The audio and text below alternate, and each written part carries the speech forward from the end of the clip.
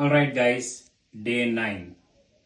నిన్న రాత్రి 9:30కి తిన్నాను. తిన్న తర్వాత మొన్న ఇంతగా తిన్నా అని గిల్టీ ఫీలింగ్ వచ్చేసింది. గిల్టీ ఫీలింగ్ వచ్చిన తర్వాత ఈరోజు ఎట్లన్నా 24 అవర్స్ చేయాలి, బాగా తగ్గించేసేయాలి అనుకున్నా.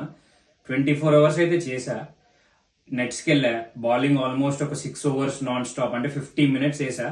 ఓ 36 to 42 బాల్స్ వేసుంటా. 50 మినిట్స్ అది చేసా. తర్వాత మళ్ళీ ఇంటికి వచ్చిన తర్వాత కొంచెంసేపు రెస్ట్ తీసుకొని మళ్ళీ ఇప్పుడే జాగింగ్కి వెళ్ళి వచ్చా 50 మినిట్స్. చాలా తగ్గిపోతానేమో అనుకున్నా, కానీ వెయిట్ స్కేల్ చూస్తే చాలా డిసప్పాయింటింగ్ రిజల్ట్స్ వచ్చాయి. నిన్న ఎంతైతే వెయిట్ ఉన్నానో దానికంటే 50 గ్రామ్స్ ఎక్కువ పెరిగాను. ఏం తప్పు చేశానో అర్థం కాలేదు. నిన్న జస్ట్ 3 జొన్న రొట్టెలు ప్లస్ ఒక కొంచెం ప్రాన్స్ అండ్ మటన్ తిన్నా. Let's see, what ever it is, మన కన్సిస్టెన్సీ అయితే ఆపకూడదు. Let's keep going.